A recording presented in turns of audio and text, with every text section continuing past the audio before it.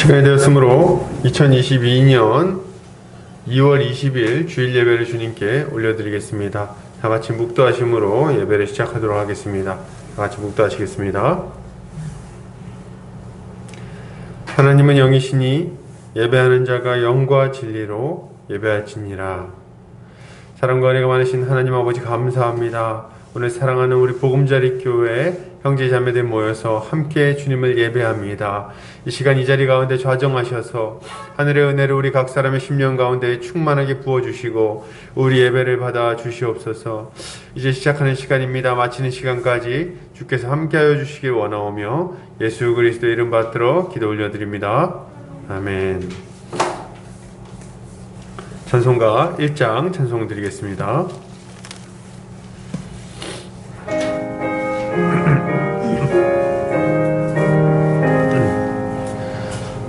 만복의 근원 하나님 온 백성 찬송 드리고 저 천사여 찬송하세 찬송 성부 성자 성령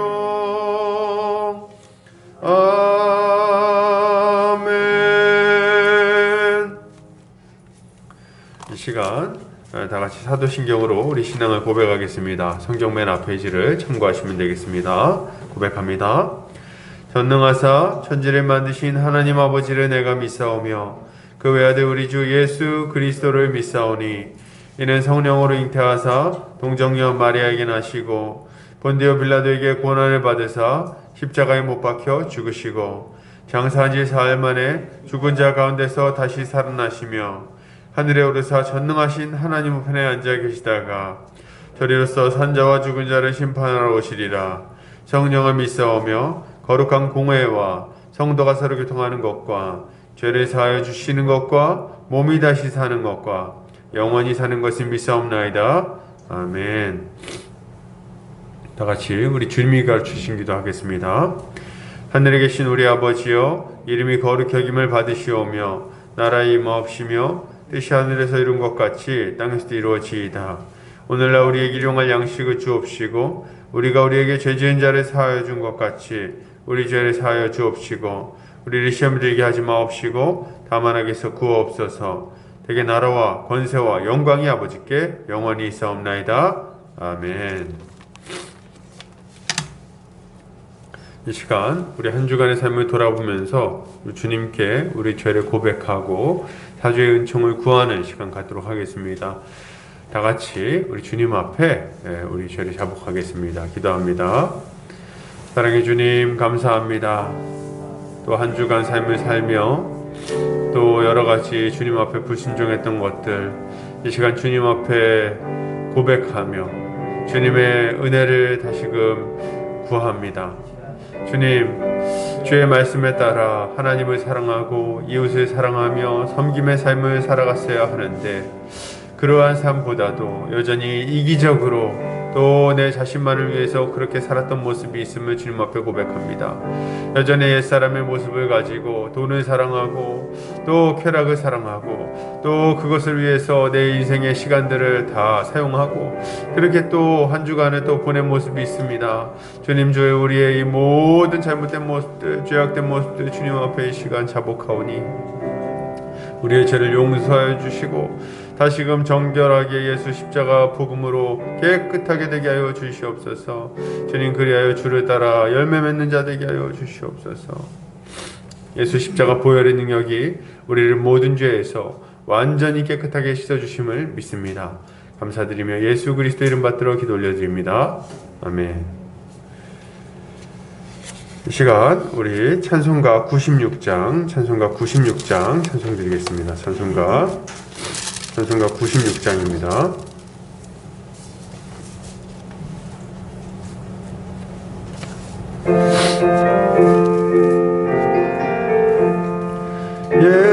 예수님은 누구신가 우는 자의 위로와 없는 자의 풍성이며 전한 자의 자의 노임되고 우리 기쁨 되시네. 예수님은 누구신가? 약한 자의 강함과 눈먼 자의 빛이시며 병든 자의 고침과 죽은 자의 부활되고 우리 생명 되시네. 예수님은 누구신가? 주한 자의 정함과 죽을 자의 생명이며 죄인들의 중보와 멸망자의 구원되고 우리 평화 되시네. 예수님은 누구신가? 온 교회의 머리와 온 세상의 구주시며 모든 왕의 왕이요 심판하실 주님 되고 우리 영광 되시네. 아멘.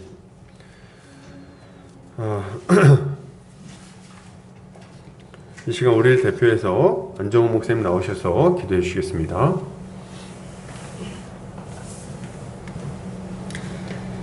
좋으신 하나님 고맙습니다. 감사합니다. 오늘도 우리와 함께 하셔서 이렇게 주일날 하나님의 말씀을 듣고 예배할 수 있는 크신 은혜를 베풀어 주심에 감사합니다. 원래 우리는 죽을 수밖에 없었고 죄 가운데 빠져 죄로 인해 고통받을 수밖에 없는 존재였으나 하나님께서 우리를 사랑하셔서 자기 아들을 보내주시고 그 아들을 십자가에 못 박히심으로 우리의 모든 죄가 사함받았습니다. 또한 하나님께서 우리를 부르셔서 우리가 하나님의 부르심을 받아 우리의 모든 죄가 사함받았음을 믿습니다. 주여, 이렇게 우리에게 크신 은혜를 베풀어 주심에 감사합니다. 그럼에도 불구하고 우리는 매일매일 주님의 은혜를 믿지 못하고 주님의 사랑을 알지 못하고 죄를 지을 때가 많습니다. 주여, 우리를 불쌍히 여겨주시고 우리의 모든 죄를 회개하오니 주여 우리의 죄를 용서하여 주시옵소서. 또한 성령께서 함께하사 우리가 이 모든 죄들을 극복할 수 있도록 은혜를 베풀어 주시옵소서. 오늘 우리 안중현 담임 목사님께서 복음자리 교회의 담임으로 맡으셨습니다. 이 교회를 말씀으로 성령으로 잘 이끌어 나갈 수 있도록 지혜와 능력과 총명을 허락하여 주시고 또 우리를 치료하는 데 있어서 성도들을 치료하는 데 있어서 부족하지 않도록 그리고 힘들지 않도록 만사가 형통할 수 있도록 은혜를 베풀어 주시옵소서. 또한 주님께서 함께하사 오늘 말씀을 바르고 풍성하며 정확하게 선포하게 하여 주시고 듣는 우리 또한 이 말씀에 온전히 순종할 수 있도록 은혜를 베풀어 주시옵소서. 또한 이 가운데 지금 코로나에 걸리고 또한 몸이 아픈 지체들이 많이 있습니다. 주여, 이분들이 건강을 회복하기 원하며 또한 오히려 더 나아지기 원합니다. 아버지께서 함께하사 이들을 회복하여 주시고 더 나아가서 신앙까지 회복되어 다 같이 건강하게 함께 신앙생활할 수 있는 은혜를 주여 베풀어 주시옵소서. 각자 여러 가지 가지고 있는 여러 기도 제목들과 근심 걱정들이 있습니다. 이 모든 것 주께 맡기고 주님께서 이 모든 것들을 합력하여 선을 이루어 주시옵소서. 또한 이제 대선이 얼마 남지 않았습니다. 우리나라의 미래를 결정할 정도로 굉장히 큰 대선인데 정말 우리에게 지혜를 주시고 총명을 주셔서 좋은 선택을 하게 하여 주시고 그 선택을 통하여서 우리 대한민국을 주님의 은혜 가운데 잘 인도할 수 있도록 또한 우리가 더욱 신앙생활하기 좋은 그런 우리나라가 될 수 있도록 주여 우리 나라를 잘 인도하여 주시옵소서. 우리 모두가 더 주님을 의지하고 더 주님을 사랑하고 더 주님을 따르기 원합니다. 그러기 위하여 더 힘쓰고 더 주를 위해 헌신하는 우리 보금자리 교회가 될 수 있도록 주여 인도하여 주시옵소서. 주님께서 늘 우리와 함께 하시고 보호하시고 인도하심을 믿습니다. 우리 주 예수 그리스도 이름으로 감사하며 기도합니다.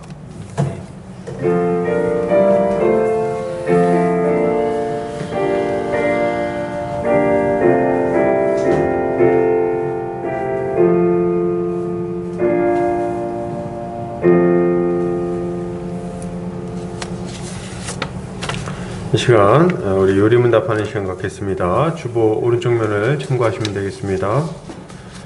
제가 질문하고 함께 답변하겠습니다. 제가 질문합니다. 24문 사도신경은 어떻게 구분됩니까? 셋으로 구분됩니다. 즉 성부와 하나님과 우리의 창조, 성자 하나님과 우리의 구원, 성령 하나님과 우리의 성화가 그것입니다. 25문 하나님은 오직 한 분이라 하면서 왜 세 분, 즉 성부, 성자, 성령을 말합니까? 하나님께서 말씀으로 자신을 그렇게 계시하셨기 때문입니다. 이 삼위가 곧 유일하고 참되고 영원한 하나님이십니다. 아멘.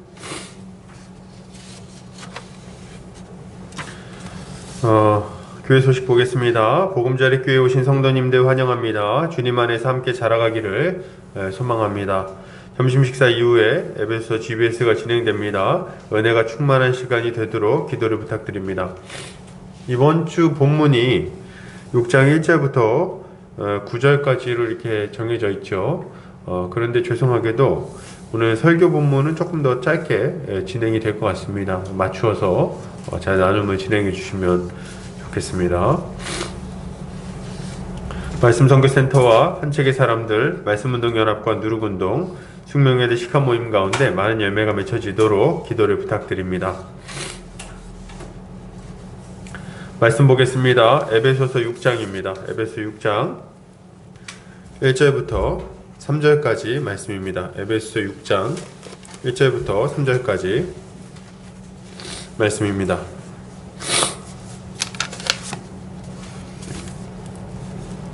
제가 봉독해 올리겠습니다. 자녀들아, 주 안에서 너희 부모에게 순종하라. 이것이 옳으니라. 내 아버지와 어머니를 공경하라. 이것은 약속이 있는 첫 계명이니 이로써 내가 잘되고 땅에서 장수하리라. 아멘. 에베소서 6장 1절부터 3절까지 약속 있는 첫 계명이라는 제목으로 말씀 보도록 하겠습니다. 우리는 지금 하나님의 백성들이 이 땅에서 어떻게 빛의 열매를 맺으며 살아갈 것인지에 대해서 계속 살펴보고 있습니다. 지난주에 우리는 부부관계를 통해서 하나님의 영광이 어떻게 드러나야 하는지를 살펴봤어요. 아내는 남편에게 교회가 그리스도에게 하듯이 순종해야 하고, 남편은 아내에게 그리스도가 교회를 위하여 자기 자신을 내어준 것처럼 사랑해야 한다고 살펴봤습니다. 이것이 올바른 부부의 모습입니다. 둘은 동등한 지체이지만, 평등한 관계이지만 가정 안에는 질서가 있어야 한다는 것을 배웠어요. 자, 그렇다면 이제 가정 안에서 또 다른 관계는 어떻게 형성되어야 할까요? 부부간의 관계만 있지 않잖아요. 로이슨스 목사님은 5장 후반부부터 6장 전반부까지의 내용을 가정 의무 목록이라는 주제로 엮어서 설명을 하고 있습니다. 그래서 가정 안에서 이루어지는 여러 관계 가운데 어떤 모습을 갖추어야 하겠는가, 이런 것들을 이제 한 주제로 엮어서 얘기를 하신 거죠. 그 중에서 오늘 본문에서는 부모 자식 간의 문제, 그리고 종과 상전의 문제를 다루고 있는데, 둘 다 권위와 관련되어 있는 가르침임을 우리가 금방 알 수가 있습니다. 자녀는 부모의 권위를 인정하고 순종해야 하며, 종은 상전의 권위를 인정하고 순종해야 한다는 말이죠. 이 가르침은 10계명 중에 5계명에 해당하는 가르침이라고 할 수 있겠습니다. 5계명은 내 부모를 공경하라는 계명이죠. 5계명이 뭔지 모르시는 분은 없으시죠? 5계명, 10계명 중 5계명, 내 부모를 공경하라. 이 5계명은, 이 부모를 공경하라는 이 계명은 10계명 중에 이웃사랑에 관련된 계명 중에 첫 번째로 등장하는 계명입니다. 그만큼 중요한 계명이라는 말이죠. 5계명 이후에 6계명, 7계명, 8계명, 9계명, 10계명은 다 이 5계명을 기초로 해서 제시되는 계명들이라고 봐야 합니다. 그렇게 볼 때 진짜 우리가 잘 봐야 될 필요가 있겠죠. 그러면 5계명에서는 무엇을 다루고 있을까요? 이 부모를 공경하라는 이 계명은 어떤 의미를 좀 담고 있습니까? 5계명은 단순히 부모를 잘 섬기라는 것만을 의미하지 않습니다. 그것만을 의미하지 않아요. 5계명은 부모를 공경하라는 문구 안에 하나님이 세우신 모든 권위와 질서에 순종해야 한다는 의미를 포함하고 있는 거예요. 그래서 하이델베르크 요리문답, 우리가 이제 1년에 한 번 이렇게 쭉 돌면서 살펴보는 그 요리문답 104문에는 이렇게 되고 있습니다. 104문, 제5계명에서 우리를 향하신 하나님의 뜻은 무엇입니까? 답, 나의 아버지와 어머니 그리고 웃 어른들을 존경하고 사랑하며 순종하라는 것입니다. 그들이 나를 훈계하고 징계할 때 그들에게 순종하고 복종하라는 것입니다. 하나님께서 그들을 통하여 우리를 다스리시기 때문에 되도록이면 그들의 결점까지도 참고 받아들이라는 것입니다. 아멘. 이렇게 나와 있어요. 근데 이 웨스트민스터 대의리 문답에서는 또 비슷한 내용이 또 다뤄지고 있는데, 웨스트민스터 대의리 문답 124문에서는 이렇게 물어보고 답변합니다. 제5계명에 있는 부모는 누구를 뜻하는가?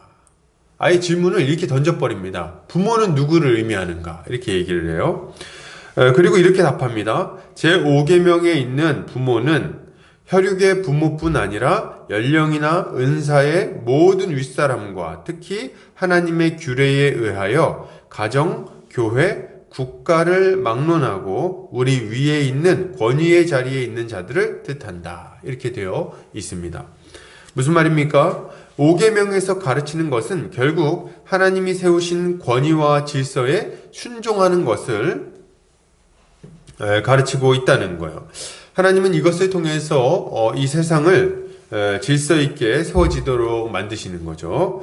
그 중에서도 가장 먼저 우리가 주목해야 될 것은 바로 가정 안에서 부모의 권위가 세워지는 문제입니다. 그래서 이제 부모에게 순종하라고 명령을 하는 거예요. 그리고 그 이후에 세상 속에서 어떻게 권위에 순종할 것인지에 대해 우리가 생각해 봐야 되겠죠. 그래서 가정 안에서 가장 먼저 부모의 권위를 어떻게 순종할 것인가를 우리가 생각해 보고, 그 다음에 가정이 잘 세워지고 나면 이제 어떻게 됩니까? 이 세상 속에서 어떻게 권위에 순종하며 살아갈 것인가, 이런 것들을 우리가 살펴봐야 된다는 거예요. 오늘 본문을 통해서 먼저 이 부모에 대해서, 부모의 권위에 순종하는 문제에 대해서 먼저 좀 살펴보려고 합니다. 괜찮죠? 부모 공경. 자, 그러면 1절 한번 보도록 하겠습니다. 1절.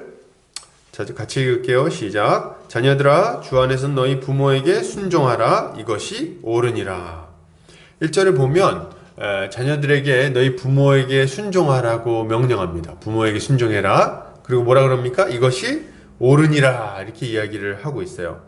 이것은 우리가 왜 부모를 공경해야 하는지를 설명하고 있는 본문입니다. 뭐라고 말합니까? 그 이유가 뭐예요? 왜 부모를 공경해야 돼요? 이것이 옳으니라. 이렇게 얘기해요. 옳으니라. 그게 옳은 일이다. 이렇게 얘기하는 거죠.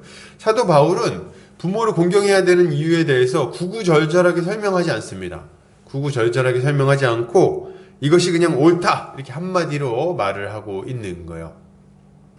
그러면 이것이 옳다라고 말하는 것은 무슨 의미를 가지고 있습니까? 이것이 옳다. 부모에게 공경하는 것이, 부모를 공경하는 것이 옳다. 부모에게 순종해야 된다. 이것은 우리의 본성에 비추어 봤을 때 이 부모 공경이라는 것이 너무도 자연스러운 일이라는 것을 의미합니다. 그래서 우리가 그냥 본성상 알 수 있는 것처럼 이 옳은 일을 행해라. 이렇게 말하고 있는 거예요. 이건 누가 가르쳐줘야 알 수 있는 게 아니라 그냥 본능적으로 알 수 있는 거예요. 하나님은 모든 사람에게 양심을 주셔서 하나님의 뜻을 어느 정도 알게 하셨어요. 응? 양심에 비추어서 우리가 무엇인가를 판단할 수 있도록 일반 은총을 베풀어 주셨다는 거예요. 예. 그런데 이 양심에 비추어 봤을 때 우리가 부모를 공경하고 부모에게 순종하는 것은 너무나도 당연하고 자연스러운 일이라는 거예요. 여러분, 모든 문화권, 모든 나라, 모든 종교에서 부모를 공경하는 것을 옳다고 말합니다. 이것은 종교를 가리지 않아요. 뭐 불교든 이슬람교든 혹은 뭐 무속이든 상관없이 모든 종교는 부모를 공경하라고 가르칩니다. 뭐 대표적으로는 뭐 유교 같은 게 있겠죠. 유교. 얘네들이 막 효를 엄청 강조하잖아요. 근데 이걸 어떻게 알고 그렇게 했습니까? 우리의 본성에, 우리의 양심에 하나님께서 이것을 알만한 것들을 심어주신 거예요. 그래서 우리는 부모에게 공경해야 된다는 것을 아주 당연하게 자연스럽게 알 수 있어요. 서양이나 동양이나 관계없이 이것은 아주 자연스러운 일입니다. 그래서 칼빈, 종교개혁자 칼빈은 이에 대해서 이렇게 말했어요. 자연이 우리에게 이것을 가르친다. 부모의 권위를 거칠고 완강하게 거부하는 자들은 인간이 아닌 괴물이다 라고 말했어요. 그러니까 우리가 우리 자녀들을 괴물이 되도록 키우면 안 될 것이고 또 우리 자신이 괴물이 되어서는 안 되겠죠. 아주 이상한 행동을 하면 안 된다는 거예요. 아주 자연스럽게 우리 본성에 합치하게 우리가 부모를 공경하며 살아야 된다는 거죠. 여러분, 이거는요, 부모가 어떤 존재인지를 생각해보면 너무 쉽게 받아들일 수 있는 문제입니다. 너무 쉽게 받아들일 수 있는 얘기예요. 일단 모든 사람은 부모를 통해서 이 땅에 태어났습니다. 맞나요? 그죠? 부모 없이 태어난 사람이 어디 있습니까? 다 부모를 통해서 태어났어요. 근데 이제 어떻게 태어났는가 할 때 부모가 그 해산의 고통을 겪고 그 해산의 고통을 통과해서 우리가 다 태어나게 된 거예요. 여러분, 우리가 쉽게 태어난 사람들이 아닙니다. 다 굉장히 큰 고통을 겪고 그 고통을 넘어서 지금 이 자리에 존재하고 있는 거예요. 일단 이제 아기를 가지면, 제가 아기를 가져보진 않았는데 제 아내가 이제 아이를 가지고 이렇게 아기 낳는 것들 옆에서 이제 지켜봤는데 이게 정말 보통 일이 아닙니다. 제 아이가 이제 지금 8살, 9살 됐는데 아이가 딱 처음 생기니까 이제 배가 점점 불러오는 거예요. 배가 점점 불러오는데 몸이 막 붓고 아프고 좀 불편하고 막 그런 거죠. 그럼 제대로 이제 나중에 배가 불러오면 배가 산처럼 불러옵니다. 이렇게 막 아주 볼록 튀어나와요. 아주. 그래가지고 이제 엎드리지도 못하고 뒤로 똑바로 눕지도 못합니다. 항상 옆으로 이렇게 큰 쿠션 같은 거 이 다리 사이에 놓고 이렇게 안고선 이게 곰돌이처럼 그렇게 하고 누워야 돼요. 안 그러면은 제대로 눕지를 못해요. 배가 이렇게 불러가지고 얼마나 불편합니까? 거기 다닐 때도 아이고 하면서 이렇게 막 다니고 말이죠. 그렇게 아주 고생하면서 몸을 아주 조심하고 먹는 것도 조심하고 보는 것도 조심해가면서 모든 것을 조심하면서 그렇게 막 10달을 보냅니다. 그렇게 하고 나서 이제 아이를 낳는데 아이 낳는 건 쉽습니까? 저는 옛날에 아기 낳는 게 좀 힘들다는 얘기를 듣고 아프다는 얘기를 듣고 그냥 좀 아픈가 보다 이런 생각을 했어요. 그냥 많이 아픈가 보다. 근데 실제로 아이를 낳을 때 옆에서 보니까 정말 난리도 그런 난리가 없어요. 그냥 이 고통이 계속 찾아온다 그러더라고요. 계속 이제 기분 나쁘게 아팠다가 이제 좀 괜찮았다가 또 기분 나쁘게 아팠다가 또 괜찮다가 이렇게 진통을 여러 시간 동안 막 겪죠. 저희 아내는 26시간인가요? 27시간인가요? 27시간인가를 진통을 했는데 그 시간 동안 아주 막 그냥 견딜 수 없어 하면서 막 힘들어 하더라고요. 아파하면서. 근데 막 맨 처음에는 아프니까 막 울더라고요. 이렇게 막 저희는 서울대 병원 가가지고 이제 아기를 낳는데 거기 이제 병실에 들어가가지고 누워있는데 아기가 나오려면 좀 멀었다는 거예요. 거기 누워있는데 막 아프니까 막 울더라고요. 그렇게 막 우는 거예요. 그래서 제가 막 어쩔 줄을 몰라가지고 어휴 많이 아프냐 괜찮냐 이렇게 하는데 막 이렇게 막 울다가 나중에 한 3시간 지나니까 안 울고 이렇게 하고 있더라고요. 하고 있더라고요. 그냥 멍하니 하고 있는데 제가 가서 이제 자기야 괜찮아 이렇게 물어봤더니 아내가 이제 했던 말이 생각이 납니다. 자기야 나 아파 이렇게 하더라고요. 그때는 정말 어떻게 대신 아파줄 수도 없고 뭐 어쩔 줄은 모르겠더라고요.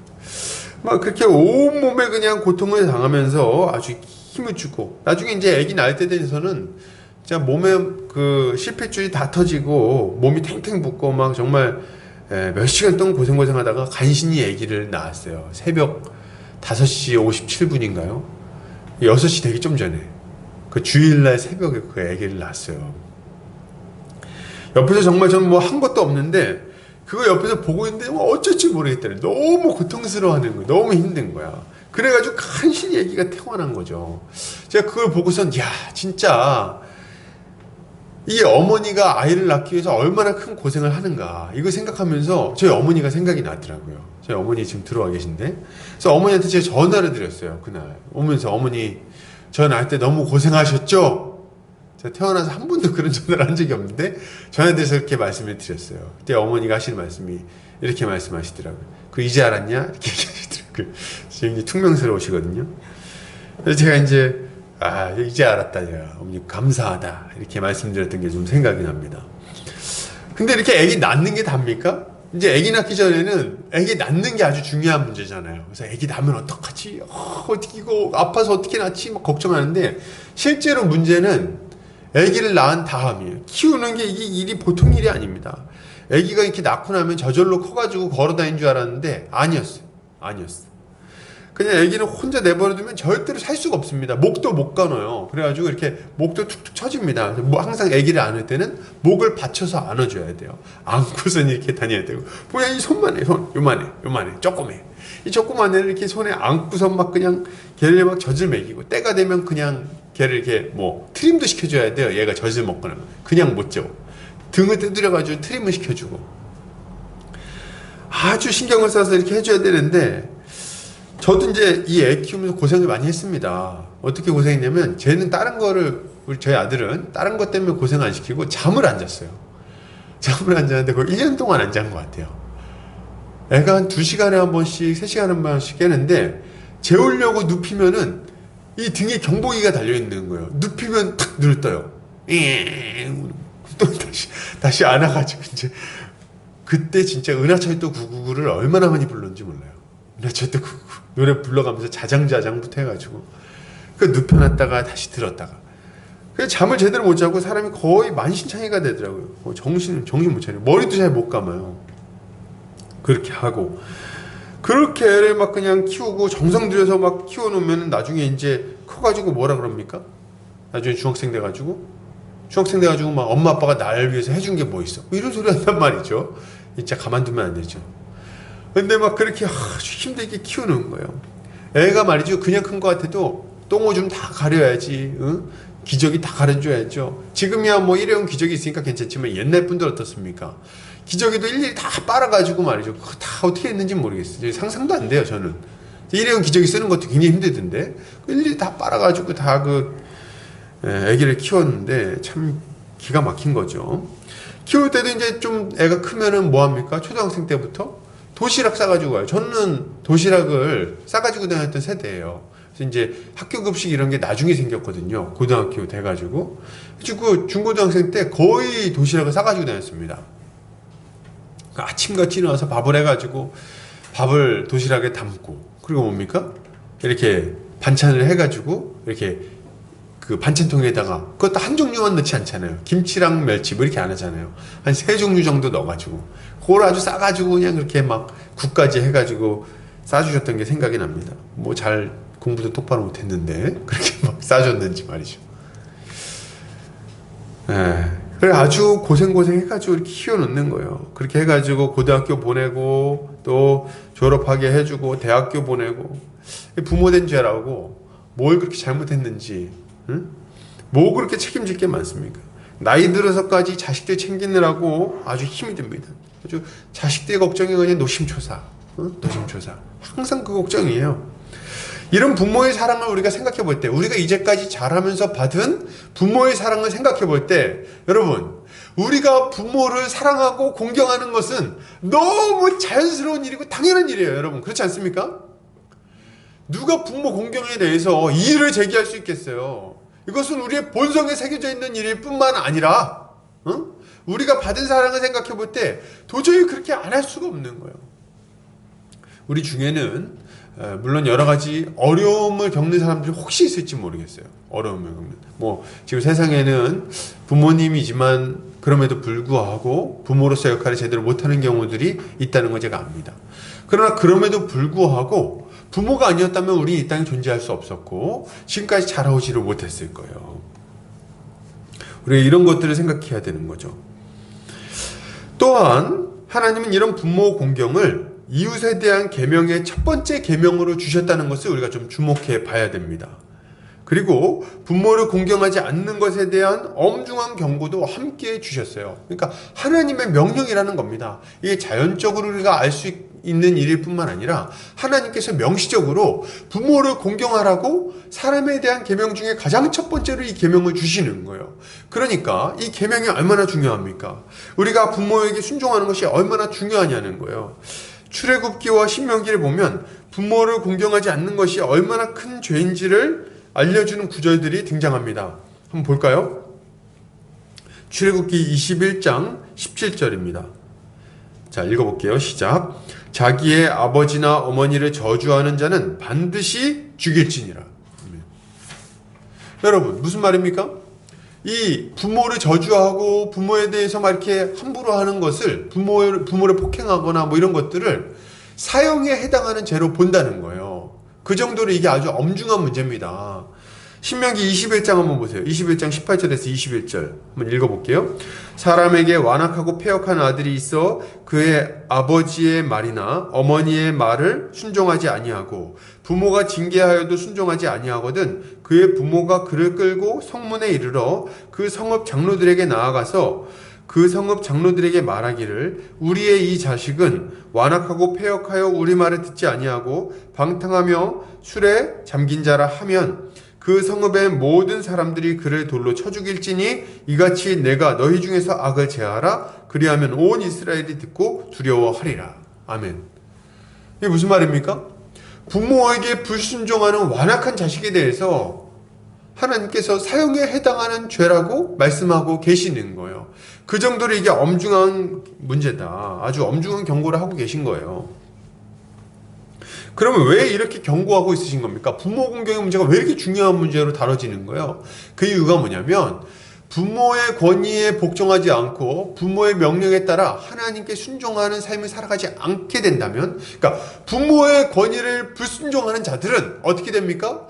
하나님께서 세우신 질서에서 벗어나 완악한 길로, 죄악의 길로 흘러갈 수밖에 없다는 것을 분명하게 전제하고 있는 가르침들이에요. 하나님께서 세우신 이 권위와 질서에 불순종하는 순간 이 세상은 극도의 혼란 가운데 빠지게 되고 아주 급속하게 죄악의 길로 흘러가게 되어 있습니다. 여러분 사사기를 한번 보세요. 사사기를 보면 이 정도에 보면은 어떤 얘기가 나오냐면 이스라엘 백성들이 급속하게 우상을 숭배하면서 죄악의 길로 걸어가는 것들이 그런 이야기가 등장합니다. 그러면서 뭐라고 나오냐면 이렇게 나와요. 그때 그 세대를 가리켜서 여호와를 알지 못하는 다른 세대가 일어나서 이렇게 이야기가 딱 나옵니다. 무슨 말이에요? 부모가 하나님의 말씀을 가르치고 그리고 그들이 이 부모의 신앙에 따라 순종하며 살았으면 이런 문제가 안 생기는데 그들이 부모의 말씀에 불순종하고 부모의 가르침에 귀를 기울이지 않으니까 급속도로 하나님의 말씀에서 떠나 죄악의 길로 걸어가는 일들이 발생하게 되었다는 거예요. 하나님은 부모를 공경하라는 5계명이 제대로 지켜지지 않았을 때 그 사회가 정상적인 모습으로 세워질 수 없다는 것을 잘 알고 계시고 그렇기 때문에 이런 경고를 하고 계시다는 겁니다. 그러므로 우리가 이 부모를 공경하는 것이 얼마나 중요한 문제인지 모르겠어요. 또한 여러분 이것은 율법에 나와 있을 뿐만 아니라 복음의 원리를 생각해 봤을 때도 부모를 공경하는 것이 너무 마땅합니다. 왜요? 부모야말로 그리스도 안에서 거듭난 신자의 첫 번째 이웃이기 때문에 그래요. 가장 가까운 이웃이 누구예요? 부모입니다. 부모. 골로새서에서는 이렇게 말하고 있어요. 골로새 3장 20절. 자녀들아 모든 일에 부모에게 순종하라. 이는 주 안에서 기쁘게 하는 것이니라. 이렇게 이야기를 하고 있는 거예요. 하나님의 백성들은 누구나 주님의 뜻에 순종하면서 주님의 기쁨이 되기를 원합니다. 그런데 이렇게 기쁨이 되는 방법을 뭐라고 지금 말하고 있는 거예요? 부모에게 모든 일에 있어서 순종하는 것이다. 이렇게 이야기를 하고 있는 거예요. 부모에게 순종하는 것이 주님의 마음에 기쁨을 주는 일이라고 아주 분명하게 이야기하고 있는 겁니다. 부모에게 순종해야 돼요. 이것이 하나님이 기쁘게 받으실 만한 행동인 겁니다. 성 어거스틴은 이렇게 말했어요. 누구든 부모를 공경하지 않으면 하나님께서 과연 그를 용서하시겠는가? 이렇게 말했어요. 그러니까 부모를 공경하지 않는 자가 어떻게 하나님을 믿는다고 말할 수 있으며 어떻게 하나님의 용서를 구할 수 있겠냐는 거예요. 디모데후서에 나오는 말세의 특징 중에 부모를 거역하는 것이 등장하는 것을 볼 때 이 어거스틴의 말은 아주 통찰력 있는 말이라고 할 수 있어요. 무슨 말입니까? 부모에게 거역하는 것이 불신앙의 아주 선명한 증거라는 거예요. 여러분, 부모의 말씀에 불순종하는 것은 불신자의 모습입니다. 우리는 이런 여러 가지 것들을 생각해 봤을 때 마땅히 부모를 공경하기 위해 최선의 노력을 다해야 하는 거예요. 여러분, 부모를 공경하시기 바랍니다. 예. 다음엔 하셨죠? 예. 부모를 공경하셔야 돼요. 자, 그러면 이렇게 부모를 공경했을 때 어떤 유익이 좀 있을까요? 우리 2절, 3절에 보면 이에 대해서 좀 이야기를 하고 있어요. 한번 읽어볼까요? 내 아버지와 어머니를 공경하라. 이것은 약속이 있는 첫 계명이니 이로써 내가 잘되고 땅에서 장수하리라. 아멘. 이렇게 이야기하고 있어요. 그러니까 뭐라고 말합니까? 부모를 공경하는 것이 약속이 있는 첫 계명이다. 이렇게 이야기하고 있어요. 어떤 분들은 그러면 약속이 있는 둘째 계명은 뭡니까? 이렇게 물어보는데 그 말이 아니고 이웃에 대한 계명 중에 첫 번째 거라는 거예요. 그러니까 약속을 여기 주셨어요. 신명기에 보면은 이렇게 말하고 있습니다. 신명기 5장 16절. 너는 내 하나님 여호와께서 명령한 대로 내 부모를 공경하라. 그리하면 내 하나님 여호와가 내게 준 땅에서 내 생명이 길고 복을 누리리라. 이렇게 이야기를 하고 있어요. 그러니까 벌써 10계명이 주어질 때부터 5계명에는 약속이 붙어 있었어요. 어떤 약속이요? 하나님께서 너에게 준 땅에서 네 생명이 길고 복을 누리게 될 것이다. 이렇게 이야기를 하고 있는 거죠. 그래서 이 약속은요, 영적인 어떤 의미, 그런 것도 있겠지만, 실제적인 복을 의미하는 거예요. 실제적이고 일반적으로 부모를 공경하는 자가 이 땅에서도 풍성한 삶과 복을 누릴 수 있다는 것을 의미하고 있는 겁니다. 장수한다는 거예요. 땅에서 장수한다. 여러분, 오래 살고 싶으세요? 그러면은, 오래 살고 싶고, 좀 평안하게, 풍성하게 잘 살고 싶으세요? 그러면은, 부모를 공경하시기 바랍니다. 풍성한 복을 누리며 살기 위해서는 부모를 공경해야 되는 거예요. 물론 이때 이 장수한다는 말을 우리가 무슨 수학 공식처럼 오늘 10번 부모에게 순종했으니까 1년 수명이 늘어난다. 이런 건 아니에요. 그런 걸 의미하는 건 아닙니다. 여기서 말하고 있는 이 장수의 복은 부모를 공경하는 자가 이 땅에서 일반적으로 아주 풍성한 복을 누리며 살게 될 것이라는 것을 의미하고 있는 거예요. 그러니까 일반적으로 잘 된다는 거예요. 그래서 그러니까 특수 케이스들을 가지고 와서 부모를 공경하지만 어려움을 겪는데요. 부모를 공경했는데 일찍 죽었는데 이렇게 얘기하지 말라는 거예요. 이거는 일반적으로 우리가 부모를 공경했을 때 찾아오게 될 복을 이야기하고 있는 거예요. 일반적으로 이런 복을 누리게 된다는 겁니다. 인생의 원리가 그렇다는 거예요. 하나님은 부모를 공경하는 자에게 풍성한 생명을 주시고 그 복을 누리게 하십니다. 실제로 부모를 공경하는 사람들은 좀 안전할 수 있고 안정적인 삶을 영위할 수 있겠죠. 부모 공경하는 사람들은. 왜요? 부모가 우리 인생에서 배워야 할 중요한 것들을 다 가르쳐 주기 때문에 그렇습니다. 그리고 그러니까 자녀가 잘 되게 하기를 간절히 바라는 사람이 부모이기 때문에 그래요. 그래서 본인이 알고 있는 한도 내에서 가장 좋은 것들로 자녀를 가르치고자 합니다. 그러니까 부모에게 복종할 때 안 좋을 게 없어요. 대부분 좋습니다. 그래서 부모 말을 잘 들으면 어때요? 자다가도 떡이 나오는 거예요. 이게 진짜로 그런 일이 일어나는 거죠. 여러분, 부모가 가르쳐주는 것들이 뭐예요? 부모가 명령하는 것들이 들어보세요. 이런 거예요. 거짓말하지 마라, 정직해라, 성실해야 된다, 오늘 일을 뒤로 미루지 마라, 공부 열심히 해라, 차 조심해라, 안전운전해라, 좋은 친구 사귀어라, 나쁜 친구 사귀지 마라, 몸에 좋은 것 먹고 불량식품 먹지 마라, 운동해라, 뭐 이런 거잖아요. 그죠? 부모가 우리에게 요구하는 것들이 이런 것들입니다. 이게 다 부모가 알려주시는 것들이고 명령하는 것들인데, 이게 딱 들어보면 아시겠지만 우리가 이걸 잘 지키기만 해도 우리 인생은 굉장히 좋아질 거예요. 훨씬 더 좋은 상태가 될 겁니다. 이거에 불순종하기 때문에 우리 인생에 여러 문제들이 찾아오게 되는 거예요. 우리가 좀 잘 안 되는 것이 있다면 부모 말을 잘 안 들어서 그런 거예요. 뭐 지금 좀 저는 좀 이렇게 삶이 좀 쉽지 않고 건강이 좀 안 좋고, 이유가 뭐예요? 부모 말을 잘 안 듣고 이상하게 어디 불량식품 먹고 다니고 막 그래서 그런 거예요. 이빨이 왜 이렇게 썩어요? 먹지 말라는 달달한 초콜릿, 사탕 같은 거 너무 많이 먹어서 이빨이 썩는 거예요. 죄송합니다. 아무튼 이제 이런 것들 말이지, 명령을 안 들어서 그런 거예요. 부모는 자신이 알고 있는 한 최선의 것을 자녀에게 주고자 합니다. 그것이 비록 좀 부족한 지식이라 할지라도 그렇게 하고자 하는 거예요. 그리고 그 말에 들었을 때 거의 안 좋은 게 없어요. 그러니까 부모에게 순종하면은 자연스럽게 삶이 풍성해지고 좋은 것들을 누릴 수 있게 되는 겁니다. 부모는 보면 항상 자식 걱정뿐이에요. 나이가 20이 넘어서 성인이 됐는데도 맨날 뭐 물어봐요? 너 밥 먹었냐? 어? 밥은 먹고 다니냐? 아픈 데는 없냐? 어? 너 어디 차 있는데 다닐 땐 차 조심해라. 맨날 그런 걱정하시죠. 그러니까 이런 부모와 좋은 관계를 맺으며 그 명령에 순종했을 때 우리 인생에는 좋은 것들이 가득해지게 되는 거예요. 자, 그러면 여러분, 이렇게 부모를 공경하는 모습은 실제로는 어떻게 좀 나타나게 될까요? 부모를 공경하는 모습이 어떻게 좀 나타나야 됩니까?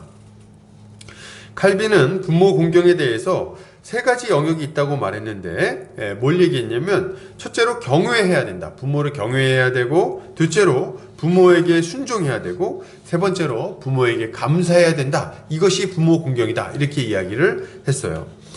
그래서 첫째로 이 세 가지 좀 살펴봤으면 좋겠는데, 첫째로 부모를 공경한다는 것은 부모를 경외하는 것입니다. 부모를 존경하는 것, 존경을 표현하는 것이라고 할 수 있는 거예요. 부모의 인격을 존중하고 그 권위를 인정해야 됩니다. 그리고 그에 합당한 존경을 표현해야 되는 거예요. 부모를 존경해야 돼요, 여러분. 부모를 존경하시기 바랍니다. 우리는 부모가 우리의 존중을 받아 마땅한 존재라는 것을 알고 합당한 존경을 표현해야 돼요. 그런데 우리는 왜 이런 것이 명령으로 굳이 주어져야 되는가 할 때 이런 표현을 하지 않고, 이런 존경의 모습을 표현하지 않고 도리어 실수할 때가 많이 있기 때문에 그렇습니다. 뭐 어떻습니까? 뭐 얘기하다 보면 이제 막 그러죠. 엄마가 뭐 이렇게 야, 너 이거 왜 그렇게 했어? 이렇게 좀 했어야지. 뭐 이렇게 어머니가 말을 하거나 뭐 이렇게 하면은 뭐라 그럽니까? 아이, 엄마는 알지도 못하면서 뭐 이렇게 막 한단 말이죠. 알지도 못하면서 짜증을 내죠. 근데 말이죠, 우리는 이게 참 잘못된 표현입니다. 알지도 못하긴요. 뭘 모릅니까? 모르기는. 본인 뭘 얼마나 안다고. 이런 식으로 부모의 권위를 무시하는 경우가 많이 있어요. 근데 실제로 부모님이 몰라서 뭐 이렇게 얘기했다면, 어머니 그건 그거 아니고요, 이런 상황이에요, 이렇게 설명하면 되잖아요.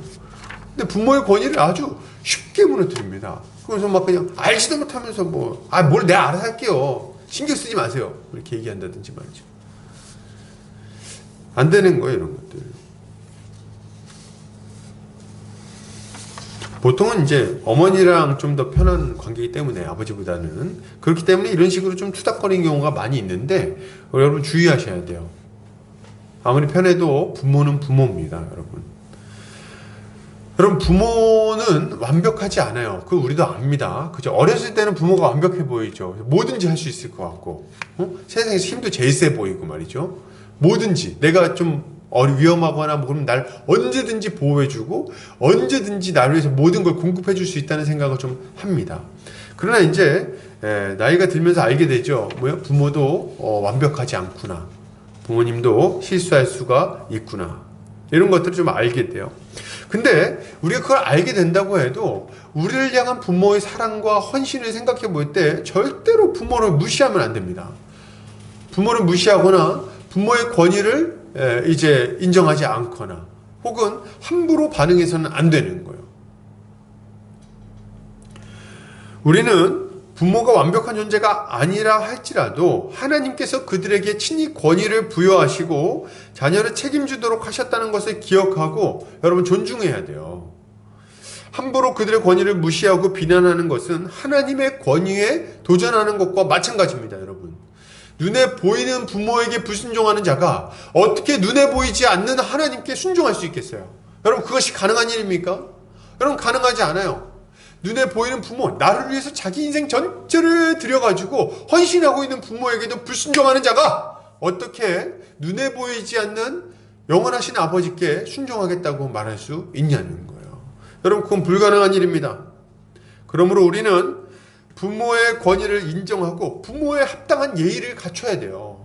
부모님께 대화할 때도 이렇게 막 편하게 이제 대화할 때가 있지만 함부로 이렇게 막 툭툭거리다든지 함부로 이렇게 막 멸시하는 말을 한다든지 하는 것은 안 됩니다. 그런 모습이 있다면 회개하고 부모를 공경해야 되겠어요. 두 번째로 부모 공경은 복종하는 모습으로 나타납니다. 복종하는 모습. 여기서 복종이란 부모 밑에서 자라는 동안 그들이 말하는 대로 행동하는 것을 의미합니다. 근데 이제 결혼하고 나서는 조금 달라져요. 복종이 아니에요. 좀 단어가 달라집니다. 그래서 복종이라는 단어에서 순종이라는 단어로 바뀌어요. 결혼하고 나면. 그래서 결혼하면은 이제 부모를 떠나서 둘이 합하여 한 몸이 된다고 말씀드렸잖아요. 그러니까 결혼하고 나서도 부모의 지도하에서 뭐 가정생활을 한다든지 그렇게 하는 건 아닙니다. 그렇게 하는 건 아니에요. 다만 부모의 그 지도하에 있을 때에는, 부모의 권위 아래 있을 때는 그의 명령에 복종해야 되고, 그리고 그 권위를 벗어나서 이제 가정을 꾸리고 난 이후에는 부모의 권위에 순종해야 됩니다. 그러고 나서도 아예 무시하고 그런 건 아니에요. 부모에게 순종해야 됩니다. 그래서 이 순종의 영역은 계속해서 같이 가는 거예요. 부모가 무엇인가를 명령했을 때 그것을 적극적으로 거부하거나 무시하는 것은 이것은 죄입니다. 잘못하는 거예요. 우리는 부모가 명령했을 때 그에 대해서 예, 알겠습니다 라고 대답하는 법을 여러분 배워야 되겠어요. 부모가 뭐 이렇게 얘기했을 때 싫어요, 저 시간 없어요 뭐 이렇게 하지 말고, 못해요 이렇게 얘기하지 말고 예, 알겠습니다 이렇게 대답하는 법을 배워야 됩니다. 그렇게 할게요 이렇게 얘기하는 거. 설령 본인이 좀 피곤하고 하기 싫을 때라도 그렇게 반응해야 됩니다. 근데 여러 사정상 부모가 명령했는데 그에 이제 순종하지 못하는 상황들이 있을 수 있잖아요. 그럴 때는 상황 설명을 잘 해드리고, 그리고 이제 뭐 어떻게 좀 조정을 좀 해야 되겠죠. 부모가 이렇게 명령했는데 그것을 막 무시하는 그것은 안 되는 거예요. 특히 부모가 자녀를 잘 양육하기 위해서 힘쓸 때 자녀는 겸손히 부모의 지도를 받아들여야 됩니다.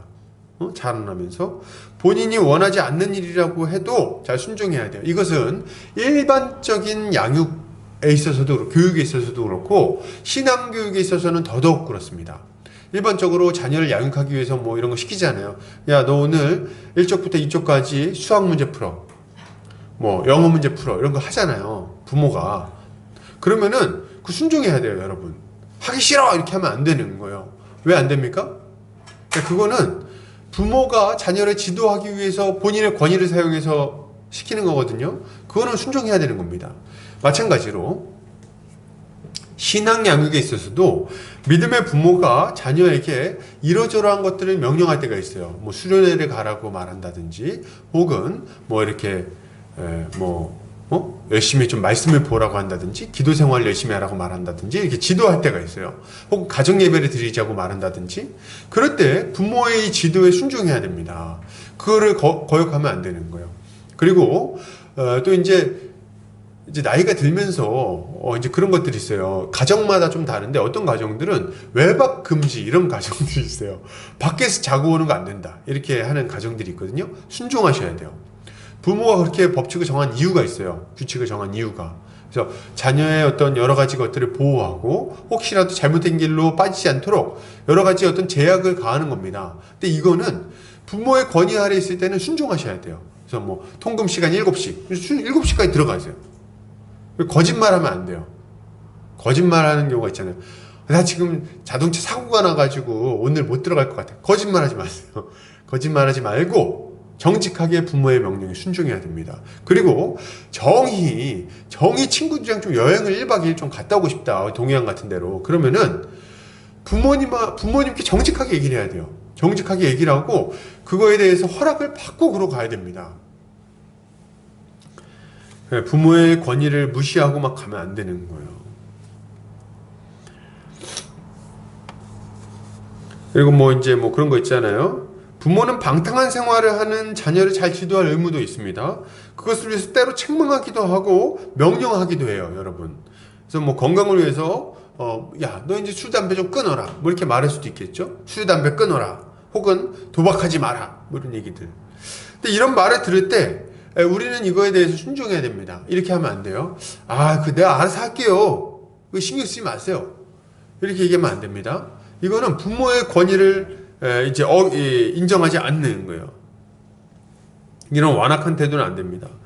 특히 제가 이제 보니까 우리 교회는 아직 10대가 없어요. 그죠? 중고등부 학생들이 없는데 미리 좀 얘기를 해놓을게요. 이 시대에는 10대들의 반항을 당연한 것으로 생각하는 문화가 있어요. 그죠? 그래서 뭐 이상한 짓 하면은 중2라서 그래. 뭐 사춘기라서 그래. 그리고 그냥 받아들여 줍니다. 근데 말이죠, 여러분.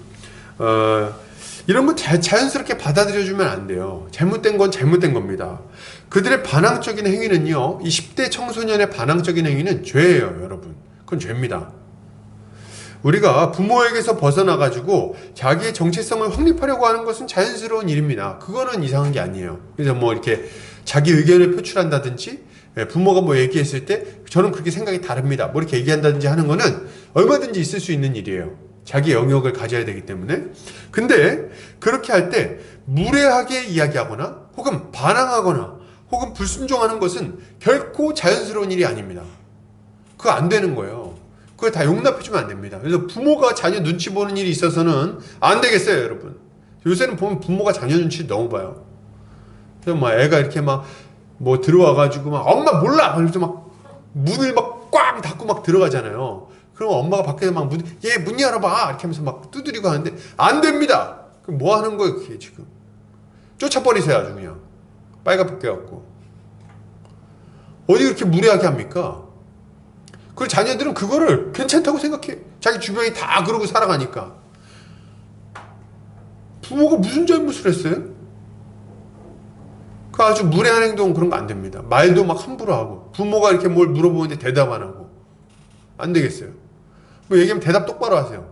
물어보는데 왜 가만히 있습니까? 고개 숙이고 이렇게. 여기 중고등부 학생도 없는데 죄송합니다. 근데 이제 우리 가운데 혹시 그런 친구들이 있다면 지도해야 된다는 거예요. 부모는 그걸 자연스럽게 받아들이고 그렇게 하면 안 돼요. 그때부터 잘 지도를 해야 됩니다. 근데 사실 보통 이제 제가 이렇게 보니까 중고등부가 되면은 어떤 그 시기에는 이게 정말 호르몬 분비가 정상적으로 이루어지질 않아가지고 감정 조절이 잘 안 되는 시기가 있어요. 그래서 그럴 때는 막 이렇게 튀어나오기도 하는데 자기도 모르게 막 튀어나오는 게 있는 거죠. 근데 이런 시기를 잘 보내기 위해서 어떻게 해야 되냐면 부모님과 자녀 간의 관계가 좋아야 돼요. 그래서 초등학교 때부터 서로 대화하면서 친구 같은 관계를 잘 형성해내고 신뢰관계를 충분히 형성해내고 충분히 대화하는 것이 훈련이 돼야 돼요. 자기 감정을 이야기하고 생각을 이야기하고 그에 대해서 피드백해주고 이게 어렸을 때부터 잘 훈련이 돼야지 사춘기를 그렇게 무례하게 안 넘어갈 수 있어요. 그러니까 최소화시켜야 돼. 그래서 죄 짓지 않도록. 그래서 그런 것들을 우리가 잘 주의할 필요가 있는 거죠. 여러분 어쨌든 부모에게 순종해야 되는데 이런 순종하는 삶의 모범은 바로 예수님이라고 할 수 있습니다. 부모에게 순종하는 최고의 모범은 예수님이에요. 누가복음에 보면 예수님께서도 부모에게 순종하셨다는 이야기가 나옵니다. 누가복음 2장 51절, 예수께서 함께 내려가사 나사렛에 이르러 순종하여 받드시더라. 그 어머니는 이 모든 말을 마음에 두니라. 여러분, 지금 이 구절이 어느 구절이냐면 예수께서 아직 어리실 때 이제 예루살렘에 이제 부모님하고 같이 올라갑니다. 이스라엘 사람들은 1년에 한 번씩은 성전을 찾아가야 돼요. 그래서 거기 성전에서 이제 제사를 드려야 되는데, 이 성전 중심 주의가 있기 때문에 한 번 올라가야 돼요. 그래서 6월절에 이제 거기 올라간 거예요. 어렸을 때. 근데 거기 올라갔는데 예수님이 갑자기 눈에 안 보이는 겁니다. 마리아랑 요셉이 이제 갔는데.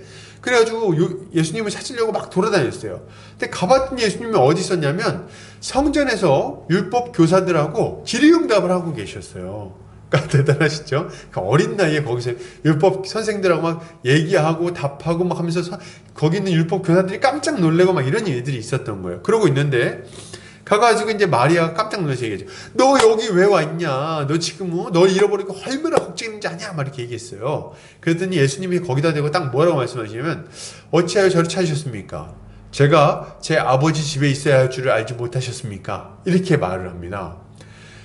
그러니까 예수님은 자신이 무엇 때문에 이 땅에 왔는지를 명확하게 알고 계신 거고, 그렇기 때문에 지금 거기서 자신이 해야 될 일들을 하고 있으신 거예요. 근데 이제 마리아가 그걸 몰랐던 거죠. 얘기를 들었는데도 불구하고 그런 생각을 못 했던 거예요. 그래가지고 이제 깜짝 놀래죠? 근데 그 이후에 예수님의 반응이 굉장히 좀 놀라운 거예요. 예수님의 반응이 뭡니까? 저는 아마 이런 반응이 나왔을 수 있다고 생각합니다. 어머니, 제가 여기 있어야 되는 줄 알고 계셨죠? 이제 아시겠죠? 그러니까 저 여기서 좀 더 얘기하다가 가겠습니다. 기다려주세요. 이렇게 할 수 있는 거잖아요. 예수님은 좀 범상치 않지 않습니까?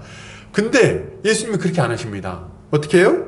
이렇게 얘기하신 이후에 즉각 함께 나사렛으로 내려갑니다. 다시. 그러니까 부모에게 순종하는 거예요. 즉각적으로 순종해서 내려가서 여기 보면 뭐라고 말해요? 나사렛에 이르러 순종하여 받드시더라. 이렇게 얘기가 나옵니다. 그러니까 예수님은 이미 하나님에 대해서 명확하게 알고 있었고 본인의 정체성을 분명하게 가지고 있었음에도 불구하고 부모에게 순종하는 일을 게을리하지 않으셨어요. 아주 열심히 순종하셨다는 거예요. 이것이 우리가 가져야 할 순종의 태도가 무엇인지를 아주 잘 알려주는 예라고 할 수 있는 겁니다. 자, 그럼 여기서 한 걸음 좀 더 나아가도록 하겠습니다. 그러면 여러분, 부모님의 명령이라면 어떠한 것이라도 다 순종해야 될까요?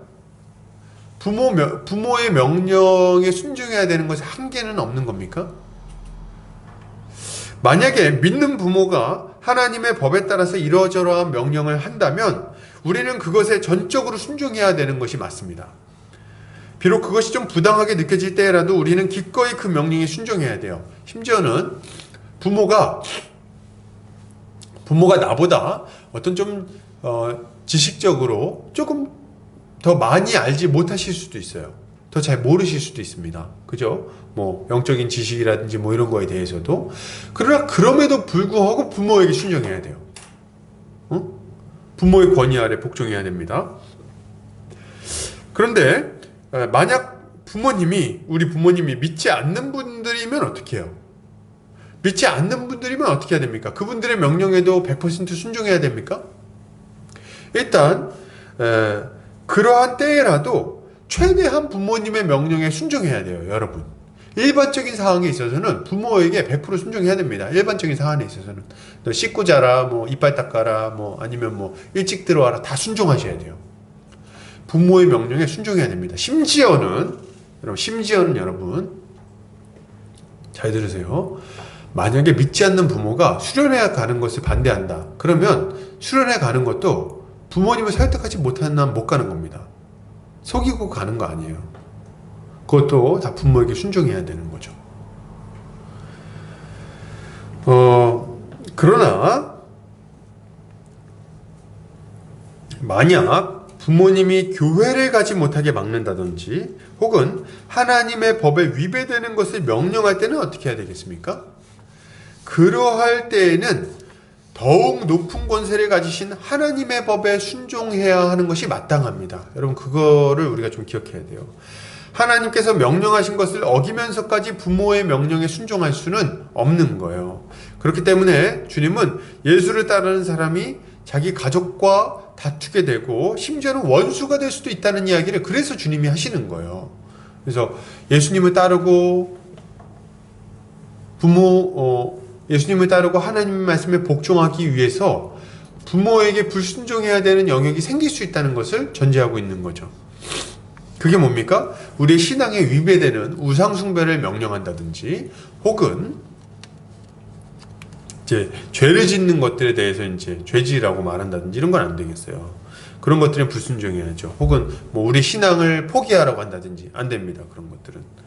우리 이 원리를 잘 생각해야 되는 거죠. 여러분, 부모를 공경하겠다는 의미로, 부모를 공경하겠다는 어떤 빌미로 가정의 평화를 지킨다는 이유로 주님의 명령을 어기는 것은 옳지 않습니다. 그건 옳지 않아요. 그래서 뭐 이렇게 목사님, 제가 교회를 열심히 다니고 싶었는데 부모님이 반대하세요. 그래서 저는 교회 못 나가겠어요. 그건 안 됩니다. 그건 안 돼요. 그런 것들은 우리가 거절할 수 있는 영역입니다.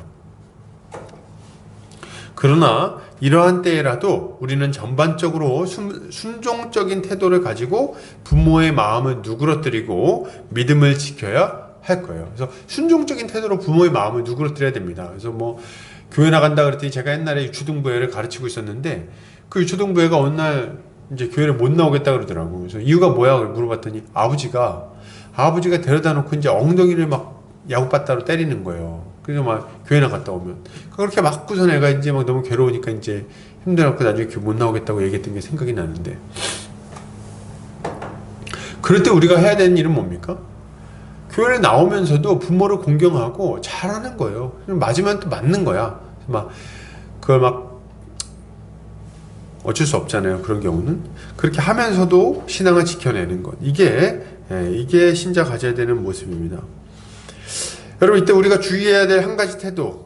우리가 예수님을 먼저 믿고 더 많이 안다고 해서 부모님을 무시해서는 안 되겠습니다. 여러분, 부모님이 예수님을 모른다고 해도, 그렇다고 해도 부모를 무시하면 안 돼요. 혹은 부모님이 초신자고 내가 좀 잘 배운 신자라고 할지라도 부모를 가르치려는 태도를 갖는 것은 옳지 않습니다.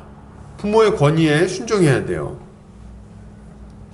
부모님은 우리의 순종적인 태도와 변화된 인격을 통해서 그리스도의 그 향기를 맡을 수 있게 되는 겁니다.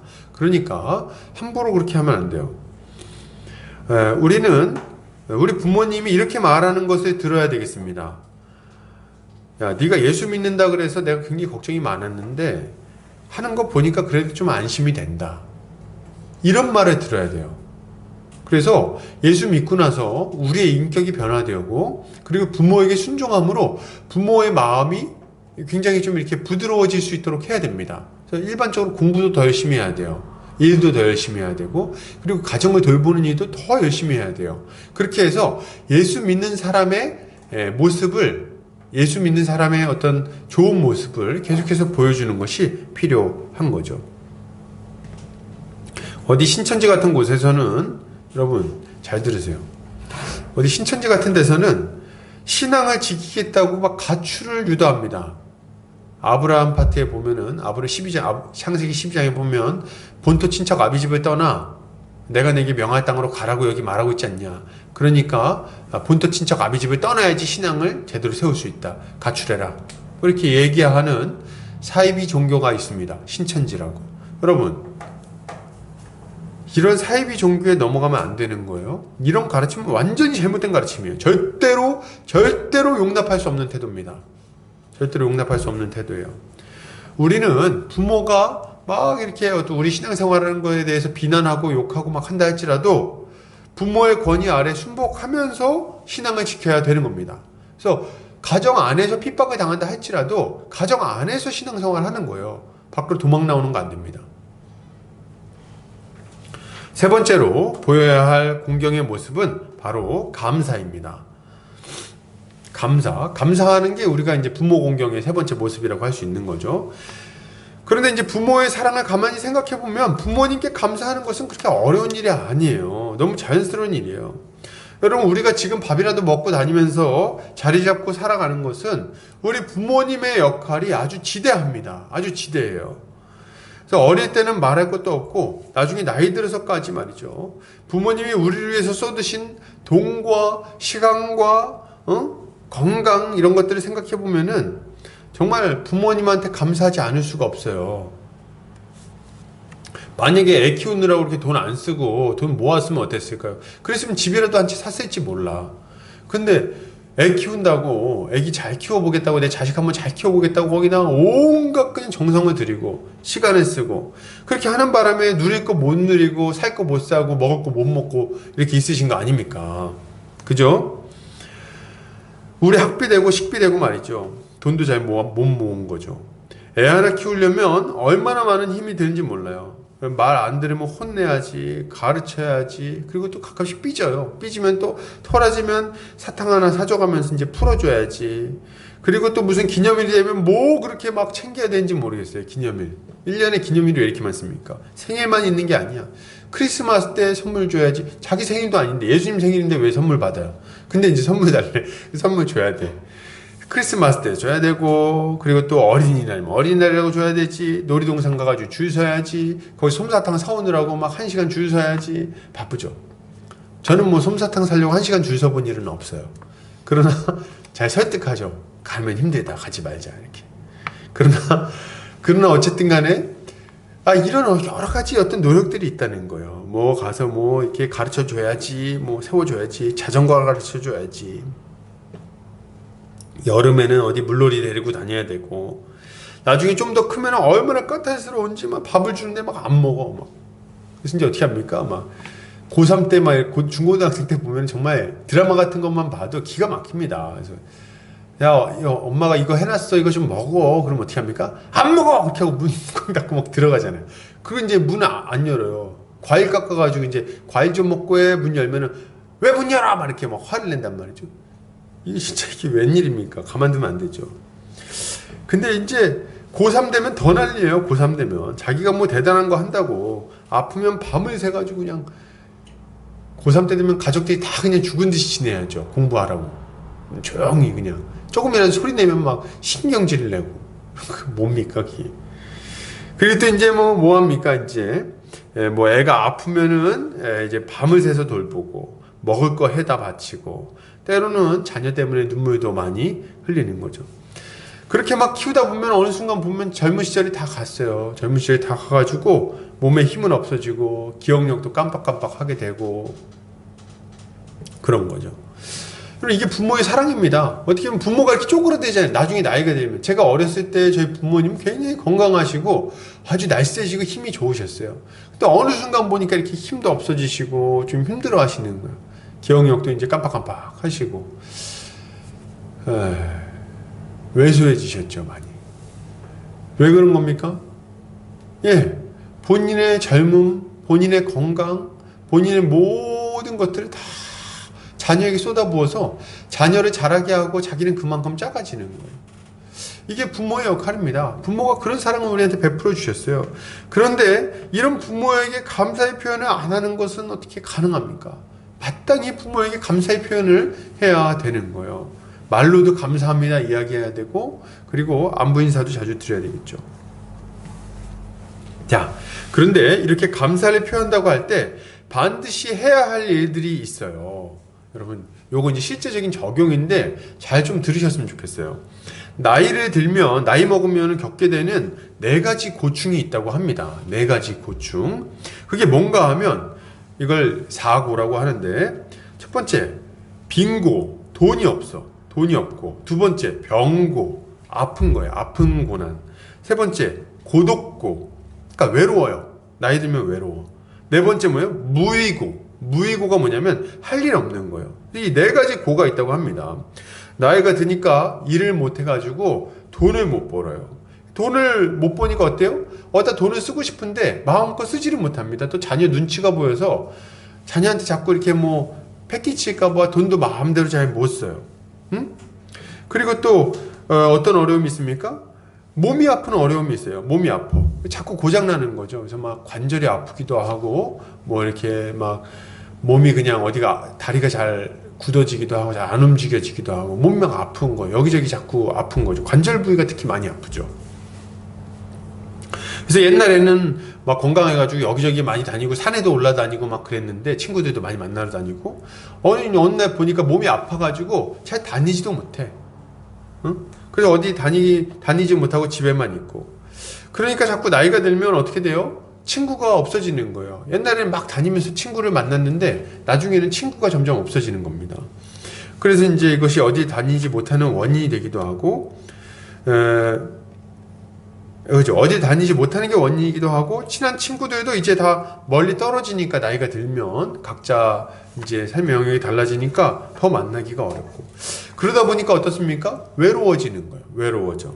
그래서 자식들은 다 일하러 나가고, 그리고 이제 자기는 혼자 집에 남아 있는 거죠. 이런 일들이 막 자주 발생합니다. 그리고 나이가 들면 이제 집에서 뭐라도 해야 되는데 소일거리가 없어서 할 일이 없어요. 그래가지고 뭐 합니까? 몸이 아프니까 일도 하기 어렵고, 돈이 없으니까 사람 만나기도 좀 그렇고, 그러니까 외롭고, 집에 앉아가지고 텔레비전만 보고 있는 거예요. 이게 진짜 힘든 일 아닙니까? 사람이? 이런 여러 복합적인 어려움들이 노년에 찾아오게 되는 거죠. 그래서 믿는 자녀들은 우리 부모들이 이런 어려움을 겪지 않으시도록 최대한 신경을 써야 됩니다. 최대한 신경을 써야 되겠어요. 그 중에 먼저 신경 써야 할 것은 물질적으로 부모를 봉양하는 겁니다. 이거 굉장히 중요한 문제예요. 물질적으로 부모를 봉양하는 거. 우리는 우리 어린 시절에 부모님이 우리를 양육했다는 사실을 여러분 잊지 않아야 되겠어요. 우리가 한 푼 돈을 벌지 않을 때 부모님은 우리를 위해서 수고했고, 그 수고의 결과로 우리는 자라날 수 있었던 거예요. 그러니 우리는 경제력이 없어진 부모님을 절대로 외면해서는 안 되겠습니다. 그러면 안 되는 거예요. 용돈도 넉넉하게 드리고, 그리고 사회생활을 할 수 있도록 도와드려야 되겠죠. 그리고 아프신 부분은 없으신지 세심하게 챙겨야 되겠습니다. 그리고 자주 좀 문안 인사를 드리고 찾아뵈어야 돼요. 그래서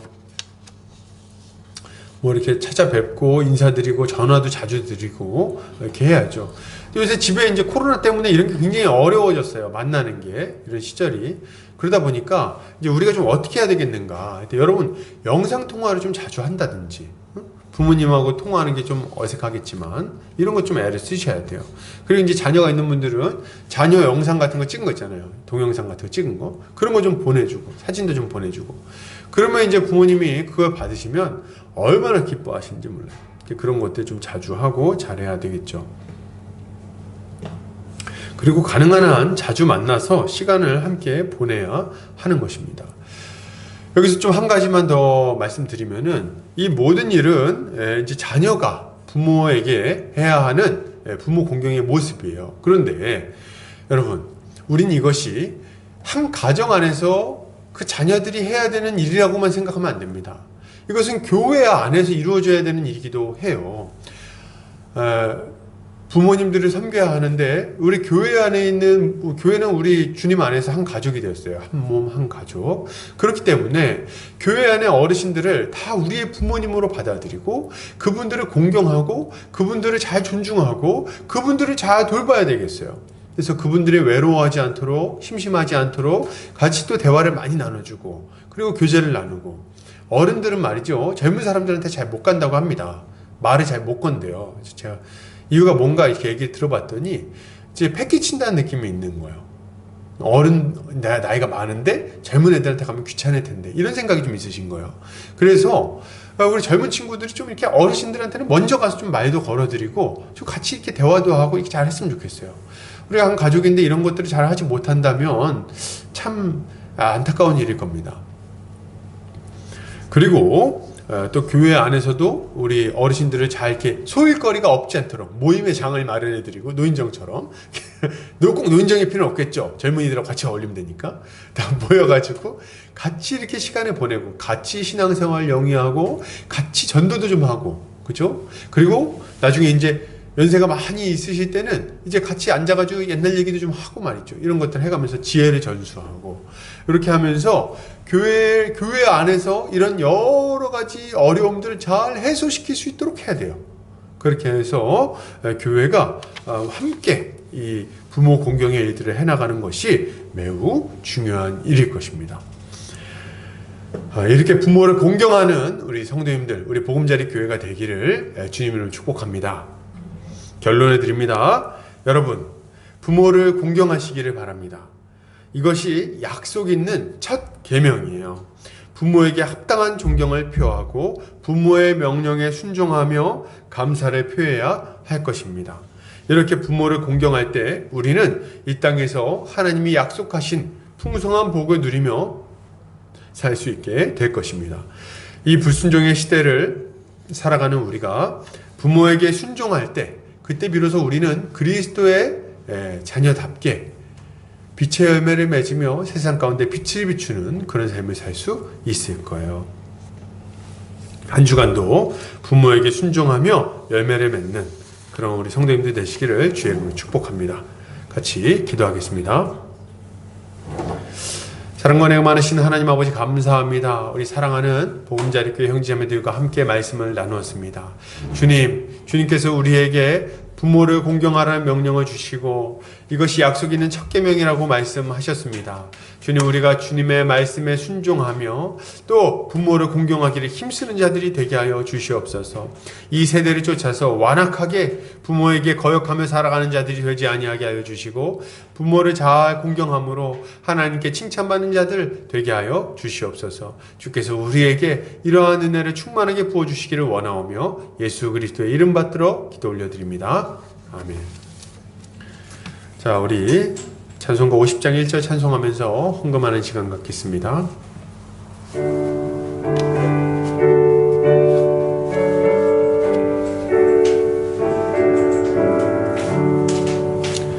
내게 있는 모든 것을 아낌없이 드리네. 사랑하고 의지하며 주만 따라 살리라. 주께 드리네, 주께 드리네. 사랑하는 구주 앞에 모두 드리네. 아멘. 기도합니다. 사랑과 은혜가 많으신 하나님 아버지 감사합니다. 오늘 사랑하는 우리 보금자리 교회 형제자매들 모여서 함께 주를 예배하고 이 시간 주님 앞에 물질을 올려드립니다. 주님이 물질과 함께 우리의 마음과 우리의 열정과 우리의 인생을 함께 올려드리오니 주님 받으시고 주님 마음껏 사용하셔서 주의 몸된 교회가 힘있게 세워지게 하여 주시옵소서. 주님 아버지, 우리 한평생 살아갈 때에 돈 때문에 울고 웃고 하지 아니하게 하여 주시고 오직 주님의 공급하시는 것들로 만족하며 살게 해주시고 그것으로 넉넉히 이웃들에게 베푸는 자 되게 하여 주시옵소서. 우리 사랑하는 성도들 믿음을 위하여 기도합니다. 주님 아버지, 우리 성도들 믿음을 지켜 주시옵소서. 어려운 시기이지만 믿음이 약해지지 않도록 주께서 성령으로 역사하여 주시고 말씀을 들을 때에 그들의 심령 가운데 하나님의 말씀이 깊숙이 새겨지는 역사가 일어나게 하여 주시옵소서. 또한 아버지, 성령의 역사로 말미암아 그들의 심령이 뜨거워지는 역사가 있게 하여 주시옵소서. 기도할 때마다 주의 음성을 듣고 주님의 만지심을 경험하는 역사가 일어나게 하여 주시옵소서. 주님 아버지, 몸이 연약한 지체들이 있습니다. 코로나로 인해서 고통받고 있는 지체들이 있습니다. 주여 아버지, 불쌍히 여겨주시고 깨끗하게 나을 수 있도록 주님 치유하여 주시옵소서. 온전한 몸이 될 수 있도록 도와주시옵소서. 건강을 회복하여서 하나님께 감사드리고 또 그것으로 하나님께 영광 영광 올려드릴 수 있도록 주여 역사하여 주시옵소서. 우리 가족들 가운데 몸이 연약한 자들이 있습니다. 주님 아버지, 몸이 연약한 지체들 주님께서 붙들어 주시고 그들의 건강이 회복될 수 있도록 주님께서 돌보아 주시옵소서. 온전한 건강으로 하나님께 영광 돌리고 주님께 감사할 수 있도록 도와주시옵소서. 주님 아버지, 그 가족들의 건강도 지켜주시고 또 믿지 않는 가족들이 있다면 그들에게 믿음을 주셔서 예수 그리스도 그 영생 안에 우리가 동참할 수 있도록 은혜 베풀어 주시옵소서. 우리 사랑하는 우리 성도님들 각자의 기도의 제목들이 있습니다. 주님, 가정에서의 여러 문제와 재정적인 문제와 자녀의 양육의 문제와 진로의 문제와 학업의 문제가 우리의 주님 여러 가지 기도 제목으로 주님 앞에 드려지고 있사오니 주여 아버지, 우리의 기도 제목을 들으시고 하나하나 세심하게 응답하여 주시옵소서. 우리의 필요를 아시는 주님, 하늘 문을 여시고 하늘의 놀라운 복을 우리 각 사람의 심령 가운데에, 각 사람의 상황 가운데에 부어 주시옵소서. 주님, 아직 어린 영혼들 주님 기억하여 주시고 하나님의 일꾼으로 잘 자라날 수 있도록 주님 함께하여 주시고 부모를 공경하는 주님의 일꾼으로 잘 세워지게 하여 주시옵소서.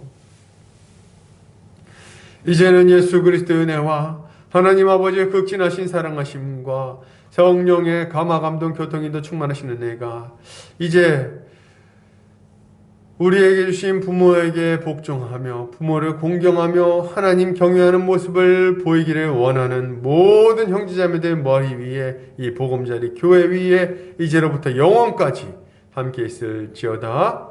아멘.